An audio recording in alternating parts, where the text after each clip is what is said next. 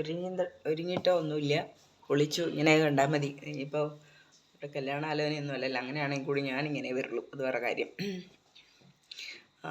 അപ്പോൾ ഇന്നലെ ഇന്നലെയല്ലേ മെന്നാന്ന് ബസ്സിൽ കയറിയല്ലോ. അതും ആ ബസ് വേറെ ഒന്നും ടിക്കറ്റില്ലാത്തതുകൊണ്ട് ആ ബസ് കയറി. ബസ്സിനെ കുറ്റം പറയുന്നില്ല കേട്ടോ, എൻ്റെ ഉറക്കത്തിൻ്റെ കാര്യം പറയുന്ന. ഞാനൊന്നും ആ ബസ്സിൽ കയറാണ്ടിരിക്കുന്നതാണ് നല്ലത്.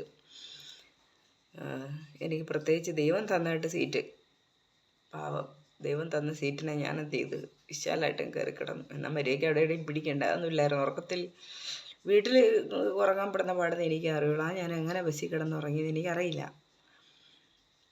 ഞാനെന്നിട്ട് സുഖമായിട്ട് കിടന്നുറങ്ങി. കുറച്ച് കഴിഞ്ഞപ്പോൾ പടാന്ന് പറഞ്ഞ സൗണ്ട് കേൾക്കലും ഒരു അമ്മ ഇങ്ങനെ കാറി വിളിക്കുന്നു.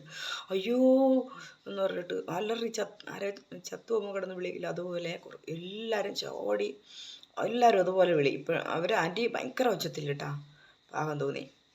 അപ്പം ഞാൻ എണീച്ച് നിന്നിട്ട് എന്താ പറ്റിയെന്നുള്ള രീതിയിലല്ല എല്ലാവരോടും. എനിക്ക് ഉറക്കമല്ലേ. അപ്പോൾ എന്നോട് ചോദിച്ചു എന്തെങ്കിലും പറ്റിയാ? ഞാൻ പറഞ്ഞില്ല, ഇല്ല കുഴപ്പമൊന്നുമില്ല എന്ന്. പക്ഷെ എനിക്ക് അപ്പം എനിക്ക് തോന്നി ലൈറ്റായിട്ട്. ഞാൻ വീണ്ടും കയറി കിടന്നങ്ങ് ഉറങ്ങി. പിന്നെ പിടിച്ചിട്ടേ കിടന്നുള്ളൂ. അപ്പോൾ ഇങ്ങനെ ഒരു ഭാഗം വേദനയുണ്ട്. പിന്നെ ഞാൻ മൈൻഡാക്കിയില്ല. എനിക്ക് എൻ്റേതായ പർച്ചേസും പിന്നെ കുറച്ച് കാര്യങ്ങളൊക്കെ ഉണ്ടായിരുന്നു. ഞാൻ അവിടെ ചെന്നപാട് ചേട്ടൻ പറഞ്ഞു, പിന്നെ ഒരു സെലിബ്രിറ്റി അവിടെ ഉണ്ടായിരുന്നു, എന്നാൽ ഫോട്ടോ പോലും എടുക്കാൻ പറ്റിയില്ല കേട്ടോ. സെലിബ്രിറ്റിയെ കണ്ടപാട് പറഞ്ഞു, ഇതാ നിനക്ക് എന്തായാലും നിങ്ങളെ ഒന്നിപ്പിക്കാൻ പോവുക, കെട്ടിച്ചു വിടാൻ പോവുക എന്നൊക്കെ പറഞ്ഞു. അപ്പം